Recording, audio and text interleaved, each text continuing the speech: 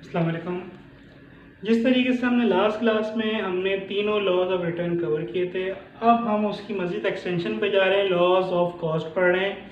हमारे पास तीन सिनेरियोज में तीन तरह के हैं, law of increasing cost, law of diminishing cost and law of constant cost. सबसे पहले हम फोकस करेंगे law of increasing cost per. ठीक है, लॉ ऑफ इंक्रीजिंग कॉस्ट दूसरा नाम है law of diminishing marginal return का। ठीक है, अब कैसे है आपको ये चीज़ टेबल एंड डायग्राम ज़्यादा अच्छे से बताएगा। ठीक है, तो सबसे पहले हम डेफिनेशन देखते हैं। Law of diminishing marginal return is also called law of increasing cost.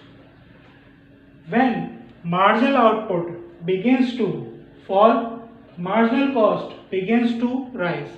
ये कह रहा है कि जिस तरीके से मार्जिनल आउटपुट कम होती जाएगी उस तरीके से आपकी कॉस्ट बढ़ती जाएगी। ठीक है, अब ये कैसे होता है इसको और अच्छे से ज़रा देखें।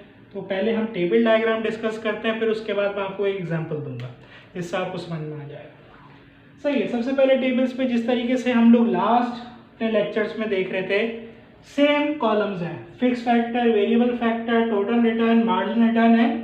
अब एक नया आया हमारे पास कॉलम, वो है मार्जिनल कॉस्ट का। ठीक है, तो सबसे पहले फिक्स फैक्टर में मैंने 120 यार्ड्स का लैंड कांस्टेंट रखा है।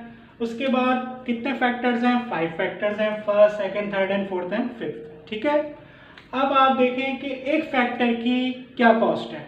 एक फैक्टर की जो कॉस्ट रखी है मैंने 500 रखी है, यानी कि एक लेबर अगर मैं एम्प्लॉय करता हूं तो मैं उसको कितने पैसे दूंगा? 500 रुपये दूंगा। 2 लेबर एम्प्लॉय करूंगा तो कितने पैसे दूंगा?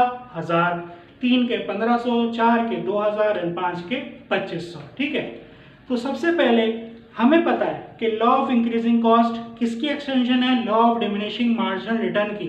तो हम पहले उस हिसाब से अपना ये टेबल फॉर्म कर लेंगे। टेबल किस तरीके से बनेगा? Marginal return, diminishing marginal return का टेबल है। मार्जिनल रिटर्न क्या होता जाएगा? डिमिनिश होता जाएगा, डिक्रीज होता जाएगा। तो मैं शुरू करूंगा, यहाँ पे 10 लिखा मैंने। ठीक है, फर्स्ट नहीं लिखा, ऑब्वियसली इससे पहले कुछ नहीं था। अब मुझे क्या करते जाना है? अपनी मार्जिनल रिटर्न को डिमिनिश करते जाना है। ठीक है, कैसे करूंगा? जिस तरीके से प्रीवियस लेक्चर में किया, सिंपल 8 6 4 2। मेरी मार्जिनल आउटपुट क्या होती जा रही है? डिमिनिश होती जा रही है। अब मैं टोटल रिटर्न कैलकुलेट करूंगा। टोटल रिटर्न कैलकुलेट करने के लिए कैसे करते हैं भाई? बस इसके अंदर इसको ऐड करते जाओ। ये 18 हो गया, ये 24, ये 28 एंड ये 30। अगर आपको ये चीज़ समझ में नहीं आई तो आप प्रीवियस वीडियो का भी रेफरेंस दे सकते हैं, और इस वीडियो में भी मैंने आपको अगेन ये करके दिखाया। उम्मीद है कि आपको ये समझ में आ गई होगी। अब जिस चीज़ के बारे में हम बात कर रहे हैं ना, वो है मार्जिनल कॉस्ट। मार्जिनल कॉस्ट क्या होती है कि हर आने वाले जो एक लेबर एडिशनल आया उसने हमें एक एडिशनल आउटपुट दी, उस एडिशनल आउटपुट की कॉस्ट क्या आ रही है पर यूनिट, वो कैलकुलेट करनी है हमें। वो कैसे कैलकुलेट होगी भाई? पहले यूनिट की एक यूनिट की कॉस्ट कितनी है? 500। 500 को मैं किससे डिवाइड करवा दूंगा? 10 से। देखिए बेटा, इधर मैंने एक छोटा सा फॉर्मूला रेफरेंस के लिए आपके एग्जामिनर के लिए दे दिया है, यानी कि आपको ए को डिवाइड करवाना है किससे? बी से। ए की किस चीज को? ए की कॉस्ट को डिवाइड करवाना है किससे? बी से। बी क्या है? रिटर्न है। ए की कॉस्ट कितनी है मेरे पास? 500, और रिटर्न कितना है बेटा? 10 है। कॉस्ट कितनी आई? 50। ठीक है, तो ये मैंने लिख दिया 50। उसके बाद फिर मैंने देखा भाई और मजीद अब क्या हुआ है। अब 2 यूनिट्स ऑफ लेबर एम्प्लॉयड है। ठीक है, 2 यूनिट्स ऑफ लेबर एम्प्लॉयड की क्या कॉस्ट आई है मेरे पास? 1000। 1000 को मैं किससे डिवाइड करवा दूंगा बेटा? 18 से। ठीक है, तो इसके लिए हमें बेसिकली कैलकुलेटर यूज करना पड़ेगा, आप भी यूज करेंगे। ठीक है, 1000 डिवाइडेड बाय 18, 55.5। आपने नोट किया कि ऑटोमेटिकली कॉस्ट क्या हो गई? बढ़ गई। ये क्यों बढ़ रही है? क्योंकि आने वाला लेबर पैसे तो उतना ही ले रहा है, लेकिन हमें उतनी आउटपुट नहीं दे पा रहा जितना पिछला वाला दे रहा था। पिछला वाला मैं 10 दे रहा था, हमने 2 लेबर रख लिए, तो असूलन हमारी आउटपुट कितनी होनी चाहिए थी? 20 होनी चाहिए थी।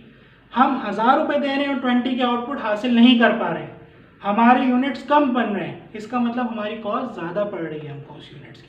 इसी तरीके से हम अब टेबल को कंप्लीट करते हैं, ठीक है। थर्ड, आपने इधर 3 लेबर्स एम्प्लॉय कर दिया, यानी कि 1500 रुपये तक आपने एम्प्लॉय कर दिए, और आपको जो टोटल आउटपुट मिल रही है कितने की मिल रही है, 24 की। तो अब हम 24 से इसको डिवाइड करवाएंगे, ठीक है, 62.5। अगेन कॉस्ट आप देख रहे हैं क्या हो गई है, बढ़ गई। अब मेरा फोर्थ लेबर आ गया, फोर्थ लेबर के मेरे 2000 रुपये लगे और आउटपुट कितनी मिली, 28 की। तो मेरी कॉस्ट मजीद बढ़ी, कितनी हो गई, 71.4, ठीक है, 1 2 3 4, ठीक है।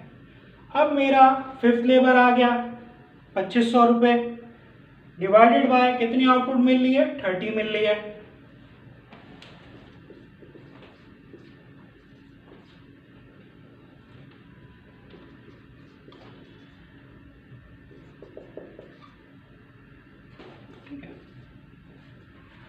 हर एडिशनल लेबर के आने से मार्जिनल रिटर्न क्या हो गया, कम होता गया, कॉस्ट आपकी बढ़ती जाएगी। कैसे बढ़ेगी, अब इसकी एग्जांपल सुनो। आप लोग एक पिकनिक पे जा रहे हैं, ठीक है, एक फार्म हाउस में। फार्म हाउस के बिलफर्स कहने की बात है, टोटल क्या कहते हैं, 10,000 रुपये का खर्च है, ठीक है। अगर 10,000 रुपये में 10 लोग जाते हैं तो फी बंदा कॉस्ट क्या पड़ेगी, 1000 रुपये। अगर उसी 10,000 के फार्म हाउस में 5 लोग जाते हैं तो कितने की कॉस्ट पड़ेगी, एक बंदे पे 2000 रुपये की, सही है। इसी तरीके से सिचुएशन कुछ यहाँ पे भी है। फर्स्ट लेबर ने 10 दिए तो अगले को भी कितने देने थे, 10 देने थे, लेकिन उसने एडिशनल हमें आउटपुट कितने की दी, 8 की दी। 2 यूनिट्स कम बना है, जिसकी वजह से 2 यूनिट्स का नुकसान होगा ना मुझे, कॉस्ट मेरी बढ़ी है। इस तरीके से मेरी कॉस्ट बढ़ती जाएगी इसमें कि हर आने वाला लेबर उतने यूनिट्स नहीं बना रहा जितना पिछले वाला बना रहा था, बल्कि उससे मजीद कम होती जा रही है। हम अपने लॉ ऑफ कॉस्ट को, यानी इंक्रीजिंग कॉस्ट को, इसका जो दूसरा नाम है law of diminishing marginal return भी है, ठीक है। अब हम इसको प्लॉट करेंगे किस पे, अपने डायग्राम पे। अब भाई आप बोलेंगे बड़ा कंफ्यूजिंग है, कैसे प्लॉट होगा, बहुत सिंपल तरीके से प्लॉट होता है। क्या है भाई, 50 एंड 80 के दरमियान का रेशियो है, आप क्या ले लीजिए, 50 एंड 100, सही है। अब आप इसको प्लॉट कर देंगे। प्लॉट कैसे होगा भाई, कि अब आप इसमें सपोजिशन लगाएंगे कि भाई एक पॉइंट मैं सपोज करूंगा इधर है, एक पॉइंट मैं सपोज करूंगा इधर है। जैसे भाई पहला है क्या, पहला कितना दे रहा है, 50 दे रहा है, ये मैंने सपोज कर लिया। अब 55 है तो हल्का सा 55 इससे ऊपर होगा, इससे ज़्यादा क्या होगा, सही है। उसके बाद क्या है, 62 है, 62 इससे और मज़ीद ऊपर होगा, और इससे मज़ीद ऊपर क्या होगा हमारा 71, एंड इससे मज़ीद ऊपर क्या होगा हमारा 83। जब आपके पास इस तरह की सिचुएशन आ गई, आप इसको क्या करेंगे, ज्वाइन कर देंगे। ये कौन सा कर्व आ गया आपका, MC कर्व, यानी कि मार्जिनल कॉस्ट कर्व।